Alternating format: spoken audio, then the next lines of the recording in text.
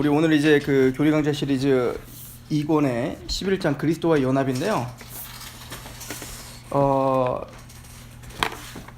우선은 그 그리스도의 연합에 보면 여기 여러 가지 말들이 있어요. 뭐 영적인 연합이고, 신비적인 연합이고, 생명의 연합이고, 유기적인 연합이고, 개인적 연합이고, 분리될 수 없는 연합이고, 뭐 이렇게 얘기를 하고 있는데 뭐 이렇게 복잡하게 하지 않아도 돼요.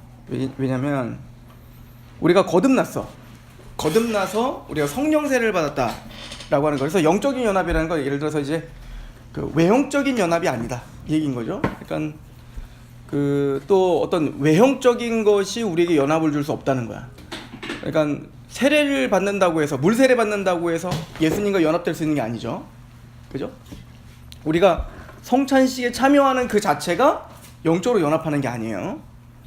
그러면은 진짜 연합이라는 건 뭐냐면 영적인 연합이야. 그러니까 눈으로 보여지는 연합이 아니지만 영이 하나가 되는 거란 말이죠. 다른 말로 말하면 성령님을 통해서 하나 되는 거예요. 이제 그게 영적 연합이고, 그래서 이제 신비적 연합이죠. 이거는 우리가 이해할 수 있는 게 아니야. 그러나 이건 신비적 연합이에요. 그래서 그 성부와 성자와 성령 하나님이 각각의 위격을 갖고 계시지만 그분들은 하나예요. 그죠? 그래서 삼위일체예요. 우린 유일신을 믿어요. 그러니까 그거 자체가 뭐냐면 신비한 연합 가운데 있다 라고 하는 걸 말하는 거죠. 그런 것처럼 성부와 성자와 성령 하나님의 그 삼위일체 되시는 그 연합을 우리가 이해할 수 없는 것처럼 우리가 그리스도와 연합된다는 걸 이해할 수는 없어요. 그러니까 우리가 머리로 설명하거나 이해할 수 없다는 얘기인 거야. 그럼 분명히 연합이 되고 그렇다. 또 하나 이제 그 유기적 연합이라는 것은 그 실질적으로 그 유기적으로 연합된 거예요. 그러니까 일방적 연합이 아니에요. 그러니까 그 우리 교회만 해도 그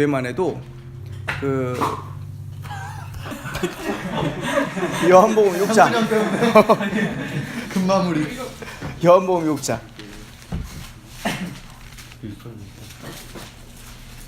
자, 요한복음 6장에는 우리가 잘 아는 그 장면이 나와요. 이게 오병이어 기적인데, 오병이어 기적을 베푸신 이후에 그 오병이어 기적이 어떤 신학적 의미가 있는지를 설명해 줘요. 그러니까 그 요한복음과 다른 복음서에 다른 점이 있다면, 다른 복음서도 물론 그 의미를 많이 설명을 해 주지만 그 기적을 베푸신 다음에 요한복음은 그것을 굉장히 자세하게 설명해요. 이게 무슨 의미인지. 예를 들어 소경을 눈을 뜨게 한 다음에 갑자기 바리새인들 보고 니들이 소경이야.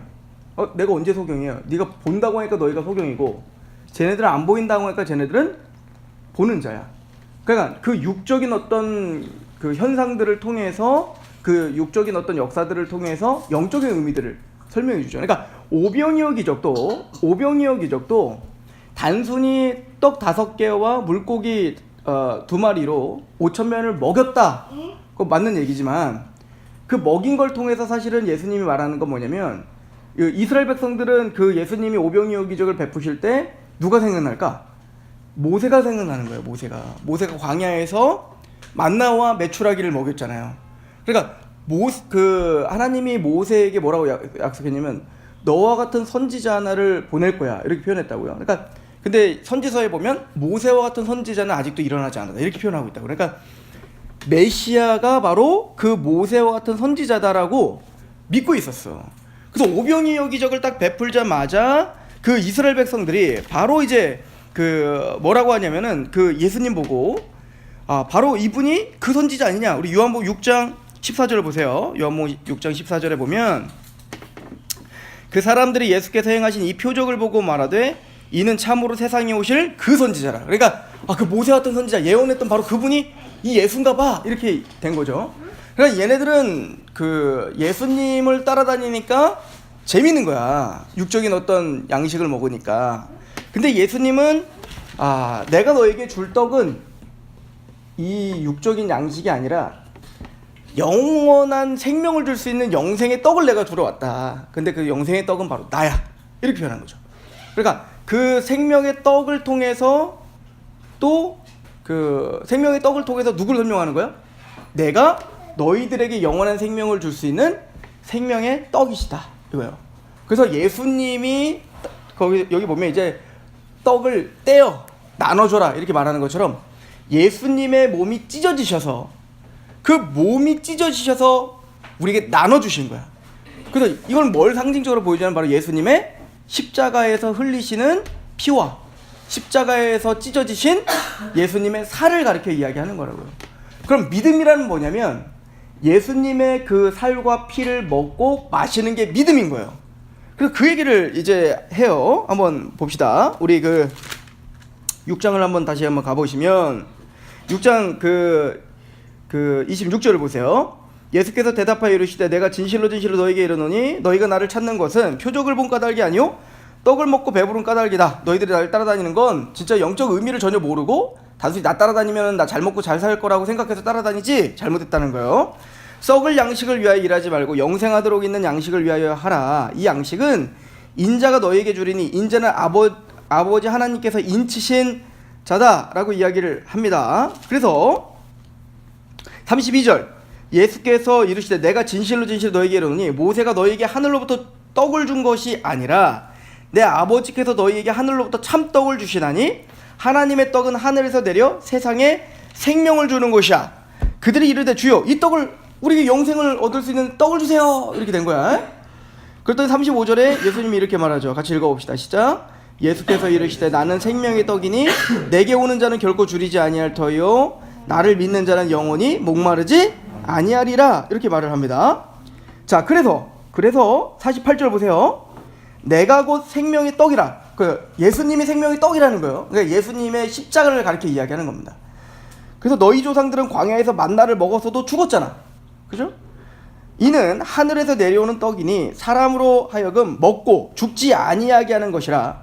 나는 하늘에서 내려오는 살아있는 떡이니 사람이 이 떡을 먹으면 영생하리라. 내가 줄 떡은 곧 세상의 생명을 위한 내 살이다 라고 말합니다. 그래서 53절 같이 읽어봅시다. 시작. 예수께서 이르시되 내가 진실로 진실로 너에게 이르노니 인자의 살을 먹지 아니하고 인자의 피를 마시지 아니하면 너희 속에 생명이 없다. 그러니까 내가 너희에게 줄 떡은 뭐라는 거야?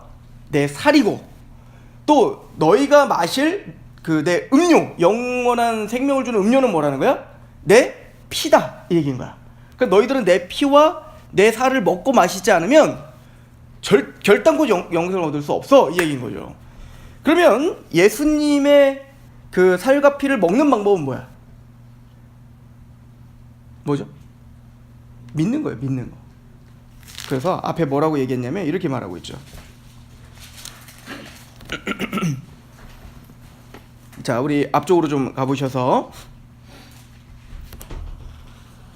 40절 보세요. 40절 시작. 내 아버지의 뜻은 아들을 보고 믿는 자마다 영생을 얻는 이것이니라. 이거야. 그러니까 예수님의 십자가에서 찢어지신 살과 예수님이 흘리신 피를 먹고 마신다는 의미는 그것이 나를 위한 십자가의 살이었으며 피라는 것을 믿는 거예요. 이게 영생을 얻는 유일한 방법이에요. 그죠? 그리고 이것을 우리에게 잃어버리지 않도록, 까먹지 않도록 항상 예수님의 십자가의 살과 피에 우리가 참여한 자입니다를 상징적으로 기념하게 하기 위해서 예수님이 뭘 우리에게 기념해 주셨죠? 성만찬을 기념해 주시는 거예요. 그 성만찬은 유월절 전날 성만찬을 하신 거거든요. 유월절 전날 잡히시기 전에. 그런데 이 오병이어 기적도 언제 일어난 사건이죠? 6장 4절을 보세요. 이게 언제적인가? 6장 4절 시작. 마침 유대인의 명절인 유월절. 그러니까 유월절에 맞춰서 오병이어 기적을 베푸신 거야. 그리고 이 오병이어 기적을 베푼 다음에 내가 바로 그 생명의 떡이고 생명의 피야, 음료야. 즉 뭐야? 유월절 어린 양. 그 유월절 어린 양을 통해서 죽음의 신이 넘어가고 구원을 줄 수 있는 유일한 방편은 바로 내 살과 피에 참여하는 거다. 근데 살과 피에 참여하는 방법은 뭐다? 그 예수님의 십자가가 나를 위한 죽음이었고 나를 위한 부활이라는 걸 믿는 거. 이게 그 십자가에 우리가 참여하는 방법이죠. 자, 그런데 예수님이 성만찬을 뭘로다가 이거를 내 살과 피를 뭘로다가 상징하며 기념하래요? 빵과 떡이잖아. 아니 빵과 포도주잖아. 그죠?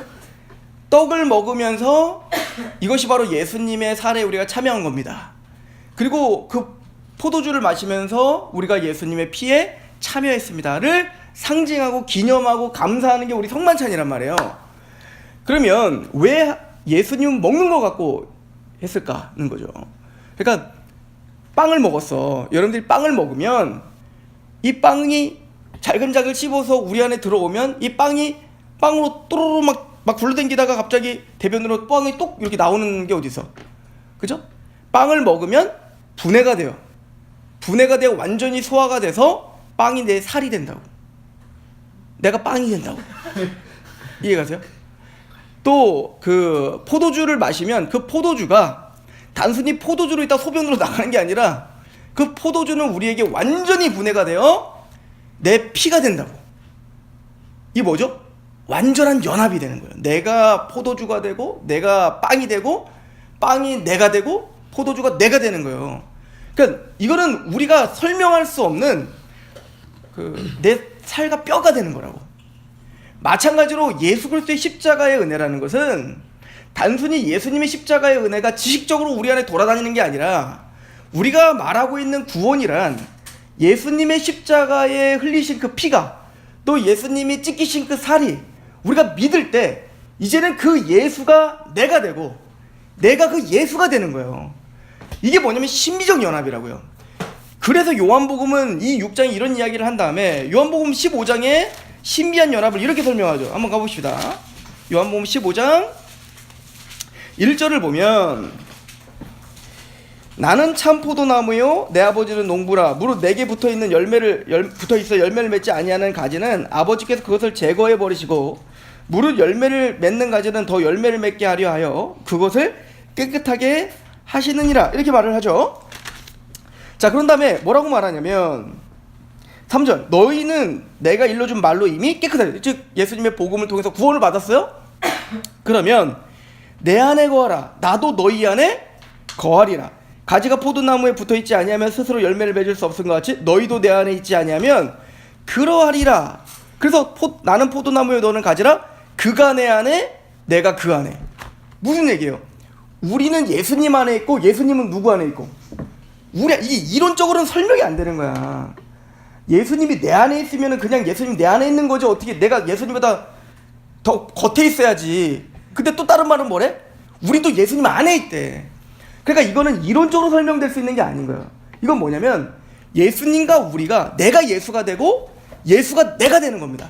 그래서 예수님의 십자가의 죽음이 단순히 2000년 전에 예수라는 사람이 죽은 게 아니라 그 예수가 십자가 2000년 전에 죽은 것이 내가 죽은 게 된 거예요.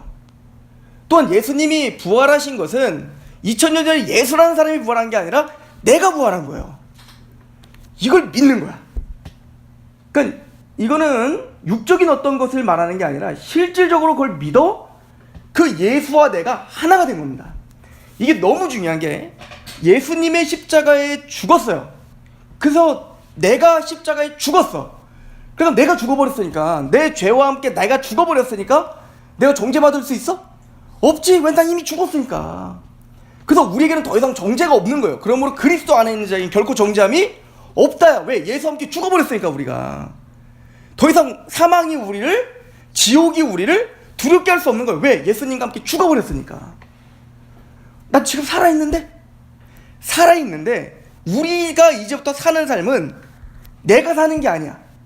우리 갈라디아서 2장을 보세요. 갈라디아서 2장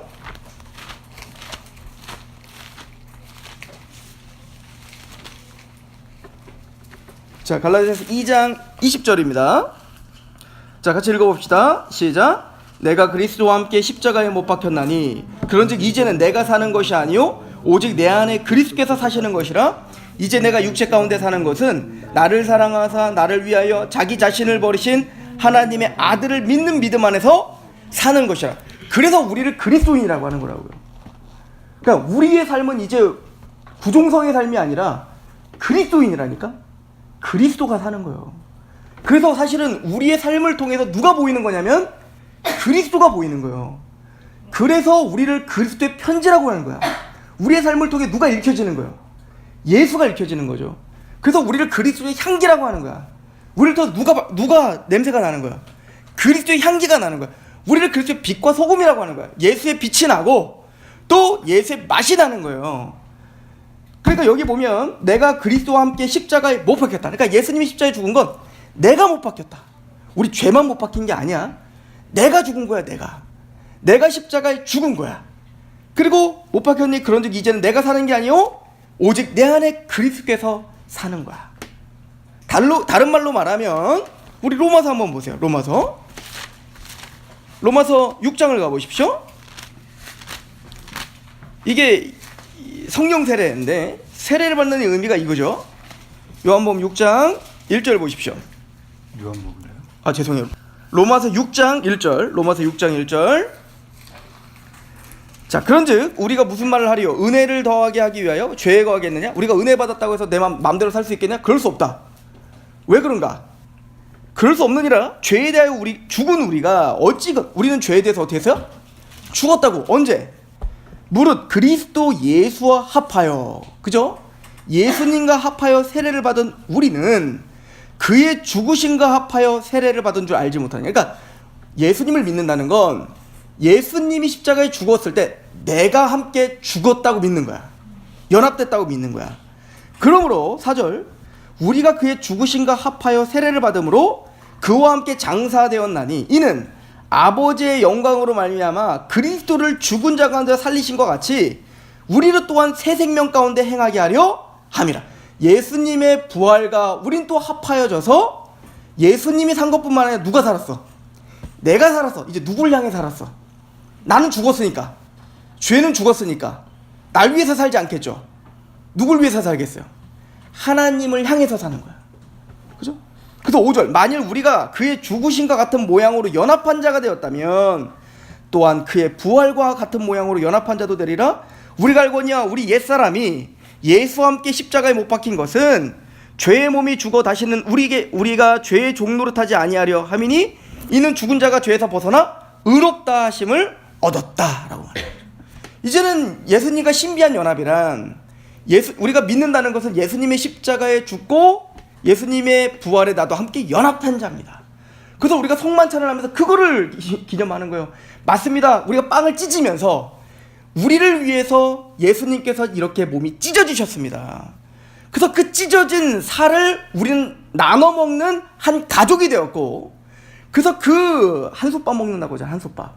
그런 것처럼 그 빵을 먹었을 때 그 예수의 살이 나에게 들어와 이제는 예수가 바로 내가 되었고 내가 예수가 되어 내가 함께 죽었습니다.